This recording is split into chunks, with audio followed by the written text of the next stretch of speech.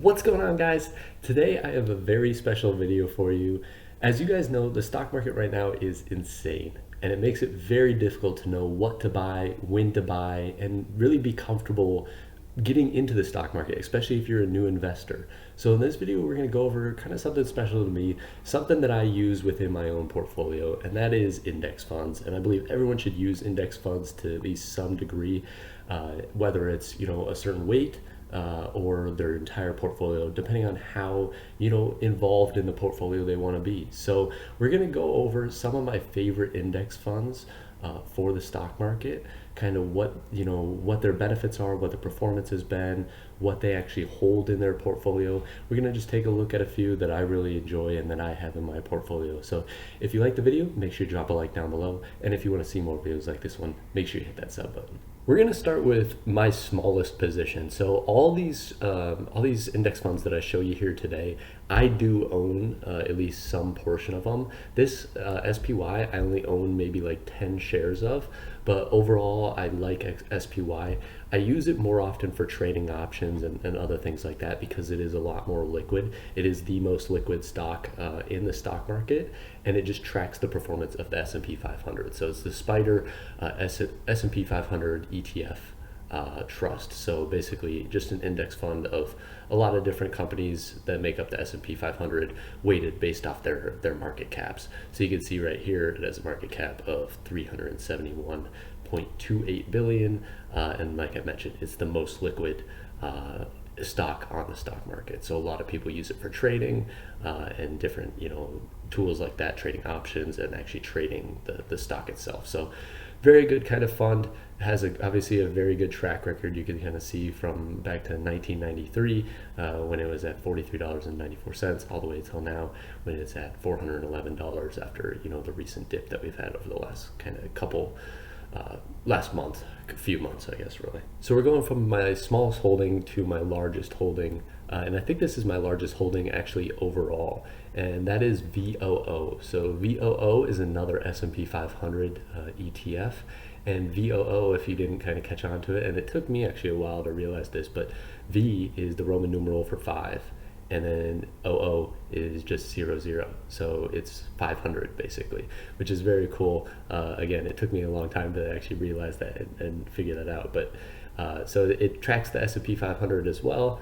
And what's very interesting and what you'll notice, a lot of these are Vanguard funds, and I really like Vanguard funds specifically because they have very low expense ratios that you can see here. So it's 0.03%. And that is huge to have a low expense ratio, because you don't want all your gains basically being taken away by someone who is managing the fund and really they're not doing a whole lot. They're just managing the fund based off again market caps. So what we can see down here is we have the actual kind of performance over time. So this is very interesting, and we're going to look at the next fund, which is and kind of compare it to this and dissect the differences here.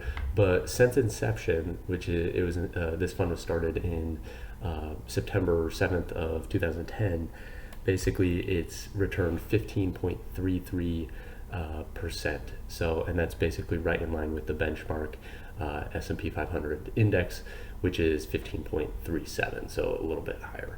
I'm sure some of that difference has kind of come from the expense ratios and things like that. So overall, and then you can also see what's very interesting from, I love that Vanguard does this, is if you had $10,000 and you invested back in, 2012 till now, basically you would have now $35,883. So over a 3x on your money in basically 10 years. So huge, great returns there, obviously.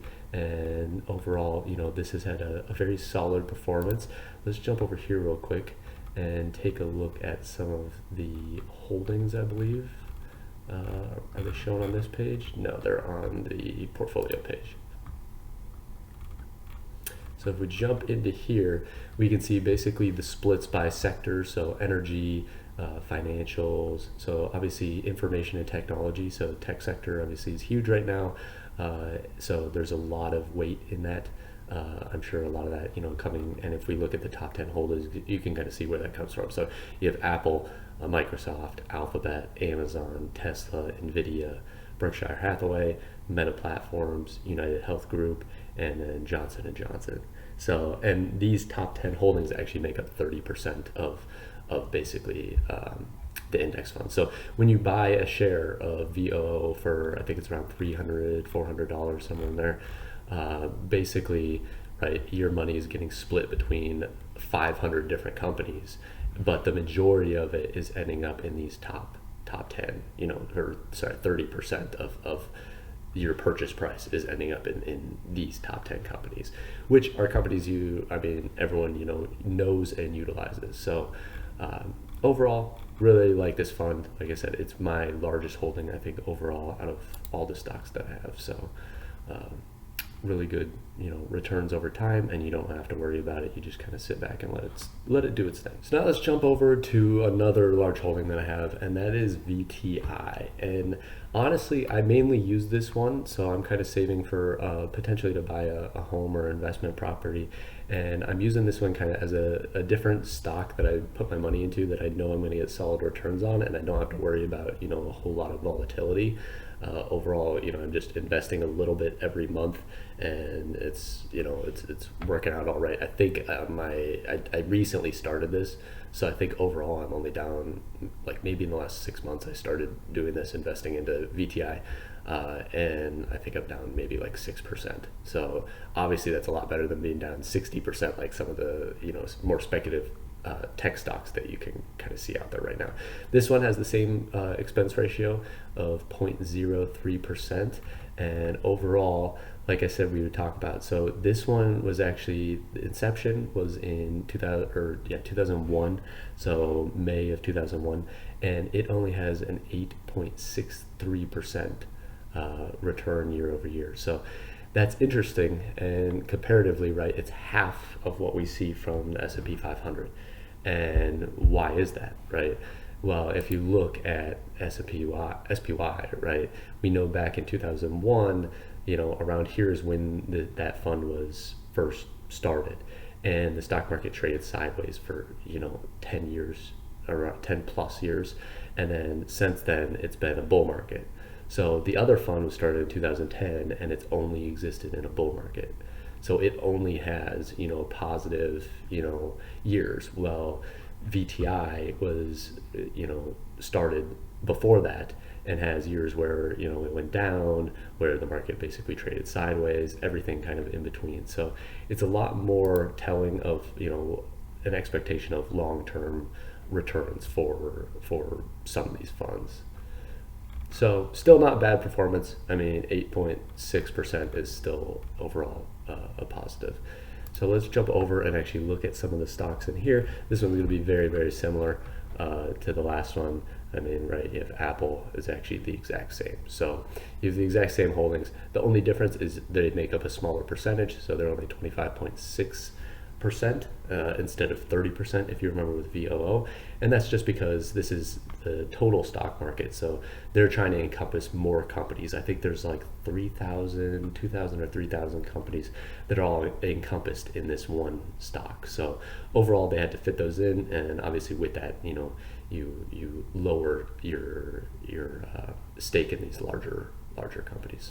Next one up here we have is Vanguard Real Estate Investment Fund. So this one I really like just because it gets you kind of a little bit of exposure to real estate through your stock portfolio, and you don't have to manage it. You don't have to do any, the fun stuff with real estate.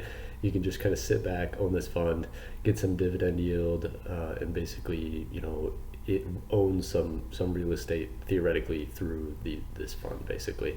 And here I couldn't find the yield on Vanguard, the website, so I just picked it up here, and it's around 2.19%. I think when I've invested into it, it's been actually quite a bit higher than this. My cost basis is lower than the 99.90 that it's at right now, but yeah, over time, obviously, they should be raising their dividends, and it kind of should sit around. I think it's normally around like a 2.5, but I've seen it all the way up to 3% before. When the stock gets hit pretty hard. So if we jump over, we can kind of look at some of the things with it. So its expense ratio is a little bit higher, so it's a 0.12, and for that reason, and honestly the returns that you see from this stock, I don't personally have it as a huge part of my portfolio. It's just overall something that I like to have that kicks off a little bit of income. So it does have since inception, so the fund was started in 2004,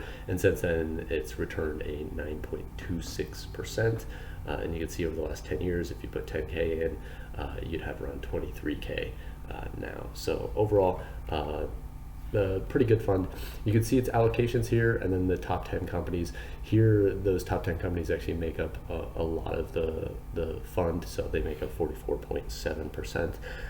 And number one is Vanguard Real Estate Index Fund, 2 Index Fund, and then you have Prologis, American Tower Corp, Crown Castle International, Equinix, Public Storage, Simon Property Group, Welltower, Digital Real Estate Trust, and then Realty Income Corp. So a lot of big names in there that probably are recognizable. I know that Realty Income Corp for sure. I've heard of Simon Property Group.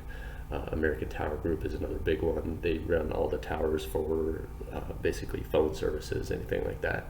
So overall, a lot of good stocks there that are kind of in this portfolio. Again, wish the expense ratio was a little bit lower, but overall, I think it helps you diversify and kind of builds out a good portfolio.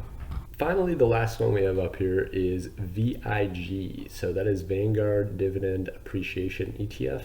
So this is another one that I kind of like just because it has a dividend, and it's focused on basically companies that are growing its dividend, growing their dividend, and basically increasing over time.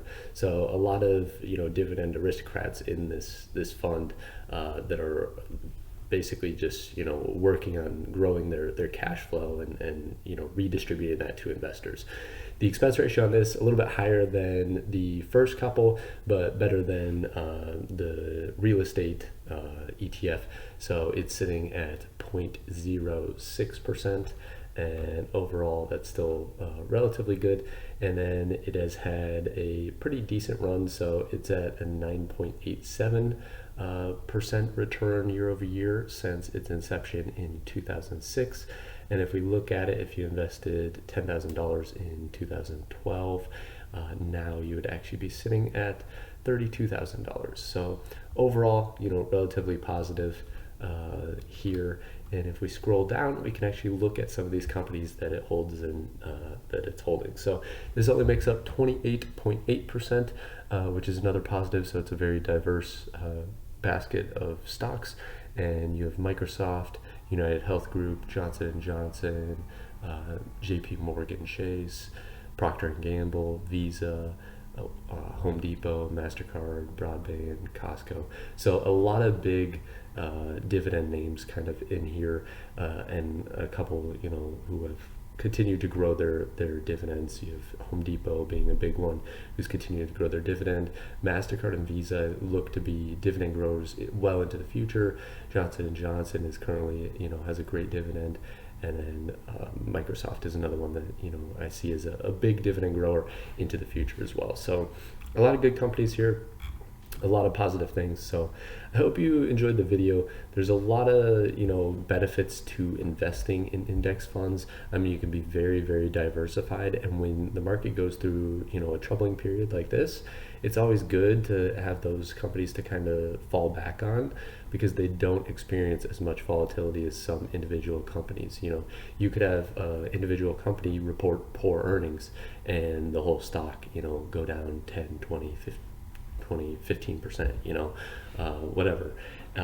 But when you have an index fund, it's a lot more difficult to get it to move down, but also the same to the upside. It's not going to spike up as much when things go positive. So it's a lot more stable for especially new investors who are kind of getting used to the idea of putting their money into a company that is moving and changing day by day. So overall, something to consider, something to look into. If you like the video, make sure you drop a like down below. Let me know your favorite index funds below. I'd really appreciate it. I always like kind of hearing about new stocks that are out there that people are investing in. And yeah, drop those in the comments down below, and I look forward to having you guys around in the next video. And if you did, like I said, drop a like down below and make sure you hit that sub button. And as always, have a wonderful rest of your day.